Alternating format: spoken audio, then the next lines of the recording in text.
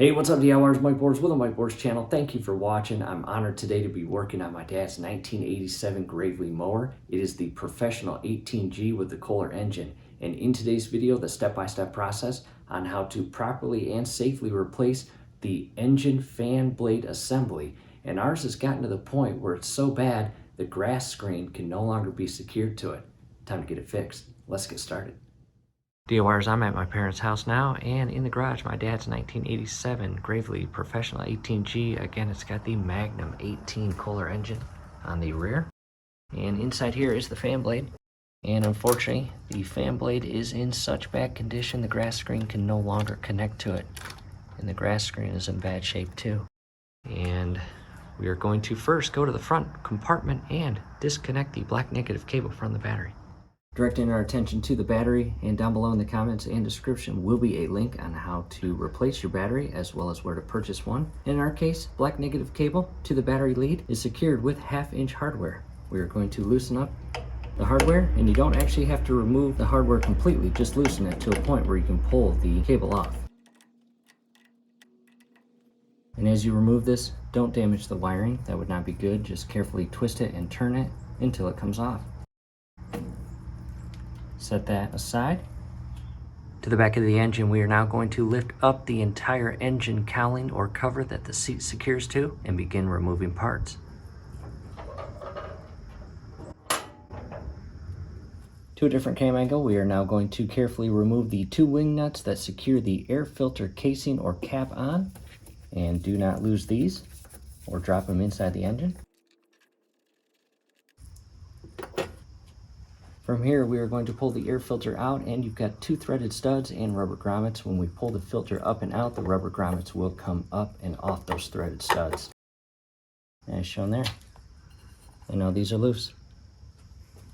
Next, inside here, in our case, we have a hose that feeds through, and it is beveled in design and connects through and holds in place on the inner part. And I'm going to carefully push that down and out of that little hole, as shown there. I'll show you a close-up view of that hose here shortly.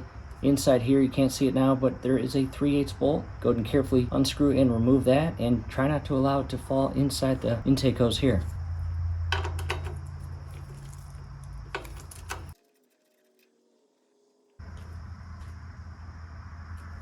From here, now that we have pushed that hose through this air intake hose, we just carefully pull this up and out.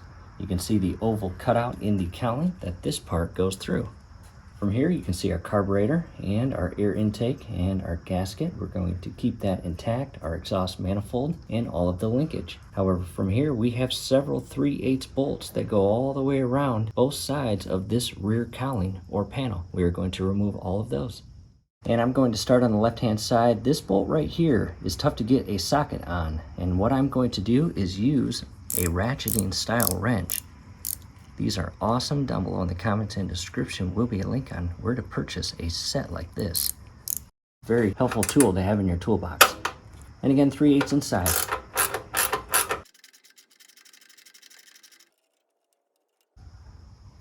And DIYers, I'm going to stay organized, and what I mean by that is every bolt I remove, I am going to organize in a manner where I know when it comes time to reinstall all the bolts, I'm putting the bolts in the exact same holes they came out of. The remaining bolts, I'm going to use my ratchet and socket.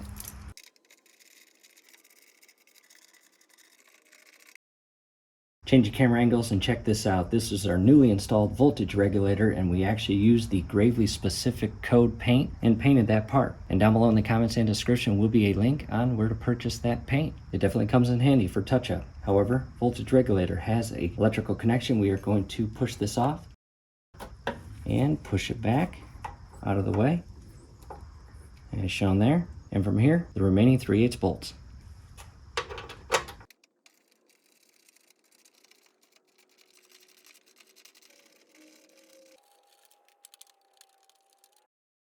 All the bolts around the entire cowling have been removed, and you've got 2 spark plug wires and your kill switch that feeds to your ignition coil. And all 3 are held in place or managed and routed through this portion of the panel with a boot. And as you pull the panel away, slide that up. See that? And from here, without getting the cowling stuck on anything, carefully pull it back and away from the engine. And from here, there is our ignition coil. And DIYers, that's an extremely important part within your ignition system. So in the event that your engine is not starting and you've replaced the plugs and you're just not getting a spark, well, chances are it's a bad coil pack or module. And down below in the comment and description will be a link on not only how to properly and carefully replace it, but a link on where to purchase one. However, from here, again, here is our flywheel fan blade. You can see the flywheel back here, and it's only held on by 4 bolts. And as far as this is the mechanism that has the belt through here that feeds to the PTO that sends the grass up the tubing or ductwork and into the trailer that you pull behind it. So we are going to keep that intact. However, I do want to show you the beveled hose that we pulled through. As you see right there, it's got little ribbed or beveled ribs on it. And again, it locks in place in the lower casing of the air filter housing. 2 different camera angle, and again, the grass screen is in such bad shape because it no longer can attach itself to the fan blade assembly. This is the original fan blade assembly. As you can see, it does have a little bit of paint that was sprayed on from the manufacturer during painting, and this is just held on by 4 3/8 bolts. And again, we are going to keep this installed, and the grass screen, I'm going to carefully just loop it around here. There it is. Again, these little parts here, only one of them left, attach onto little studs that you will see with the new fan we install. However, from here, again, 4 3/8 bolts. And if you can do it, awesome, but if you can't, you may need an impact wrench because the flywheel will turn as you attempt to loosen and remove these bolts. And do your best not to allow the engine to spin backwards. And in our case, that one is loose, and continuing on. And the way I'm doing this is holding the flywheel and entire assembly in place by locking my palm right here to alleviate this spinning.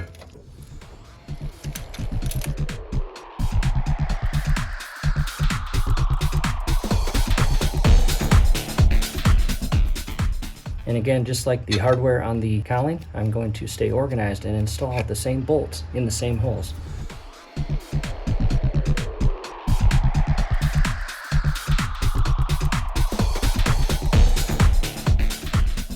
After removing those 4 bolts, it should just slide right off and go over that entire pulley assembly. There's your flywheel. There's the back, and this part right here that is machine molded, that goes over your rotor.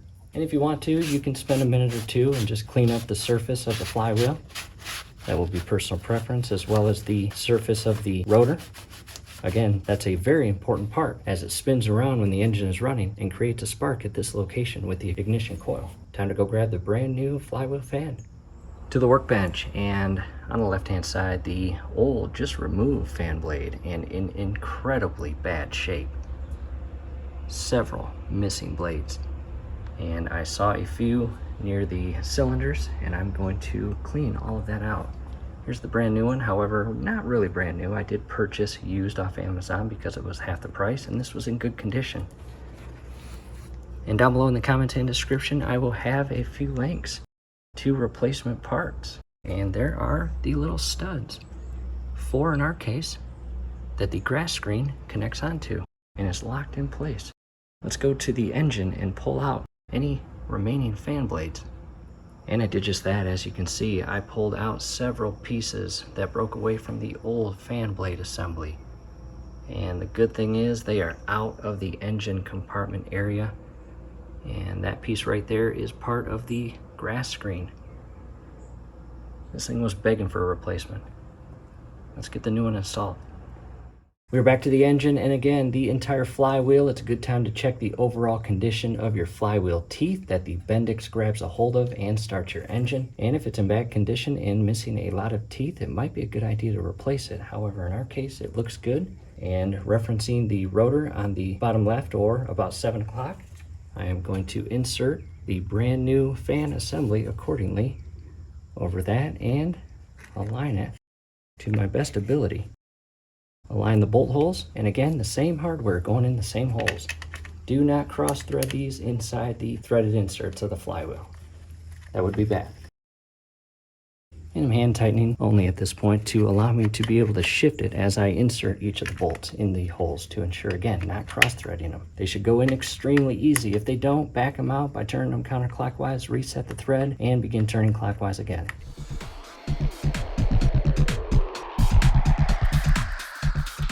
From here, I'm going to tighten them with the 3/8 socket and ratchet. And keep in mind, as you tighten these, try not to allow the engine to spin backwards. And I'm not tightening them all the way. I still want to be able to move it to ensure this is properly centered down below, and it looks good.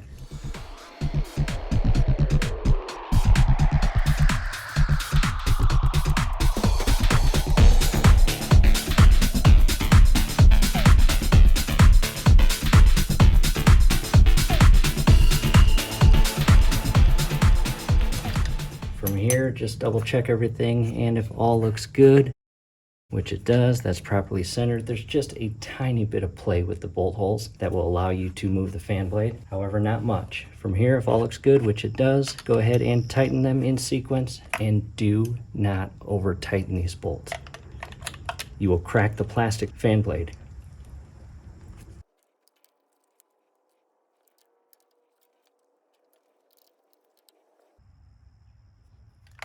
From here, double check everything. And again, those 4 studs right there is what the grass screen connects onto. And right now, we have one on order. And down below in the comment and description will be a link on how to replace your grass screen and connect it properly to the fan blade, as well as a link on where to purchase a brand new OEM Kohler grass screen for your exact Kohler engine. From here, again, just double check everything, and if all looks good, it is time to put everything back together.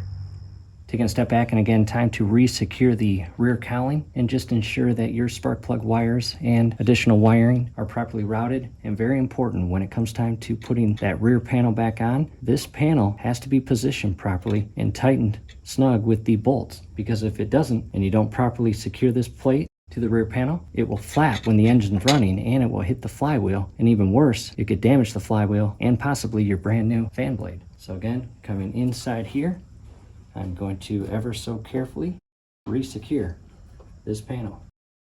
And at the same time, I'm coming over here and feeding that little rubber boot through that little slot there. I can push it all the way back, as shown there. And I'm going to start a few bolts on the left-hand side. Again, just like anything else, do not cross-thread these. This is very thin aluminum. You don't want to cross-thread nor over-tighten.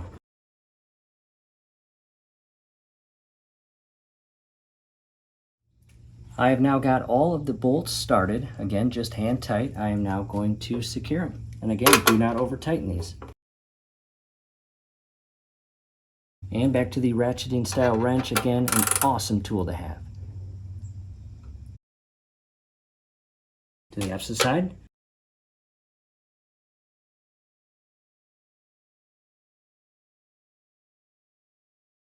From here, I just want to double check that all of the wiring is properly routed.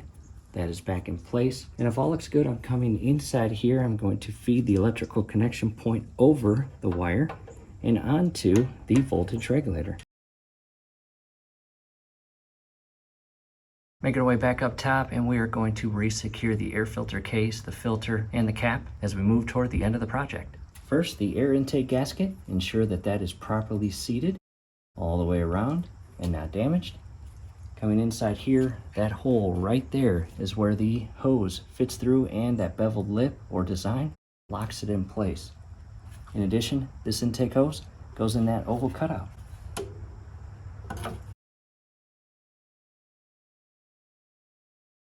And align the bolt hole and secure that 3/8 bolt. And just like all the other hardware, do not over tighten this. You want it snug. And again, just double checking that that hose is properly seated and locked in place, which it is, followed by the filter over the threaded studs.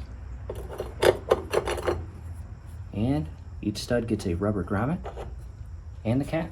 And before you insert and secure the cap, just ensure your filter seal is properly seated. Secure it with the wing nuts. Do not over tighten these because you'll dent or cave in your cap. Next, carefully lower your top panel. Take a step back again, just double check everything. If all looks good, go ahead and re-secure the negative cable to your battery. Restore electrical power. And I did just that electrical power restore to the tractor. And DIYers, check this out. Down below in the comments and description will be a link on where to purchase a replacement fuel gauge and cap. Hear that? There is a split through the cap. And it whistles. And that only affects the efficient operation of the engine. The fuel system cannot properly pressurize. And it's not so much important with older tractors like this, but more modern tractors, that's a big deal. And cars. Back to the rear of the tractor, and we are not going to reinstall our badly damaged grass screen. We are going to patiently wait until the new one comes in the mail here in a few days. And again, down below is a link on how to replace it, as well as a link on where to purchase a Kohler OEM grass screen. However, from here, again, just double check everything, and if all looks good, which it does in our case, we are going to start our engine and hand it back over to the owner, aka my dad, where he can take it for a test cruise.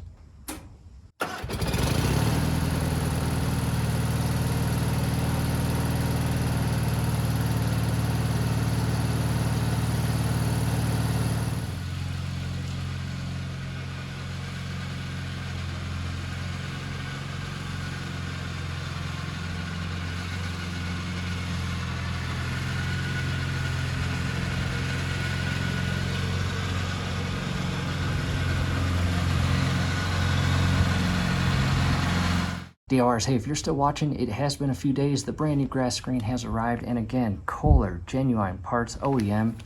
And here is the first option.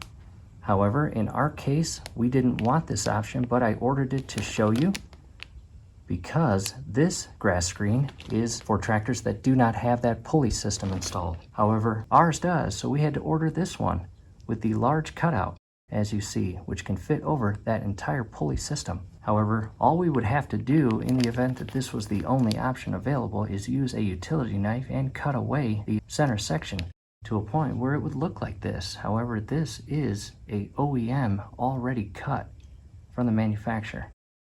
And DIYers, that is our next project. Again, down below. We hope this helps. Do us a favor. Below the video, you will see that thumbs up icon. Click on that, like the video, subscribe to the channel. Definitely ring your YouTube bell. That would be very helpful to us. We would really appreciate it. Thanks again for watching. DIYers, if you're curious what we are doing with the old fan blade and grass screen, as well as the regulator and ignition coil, we're hanging them. Much respect for those parts for 35 plus years. Conversation piece from now moving forward.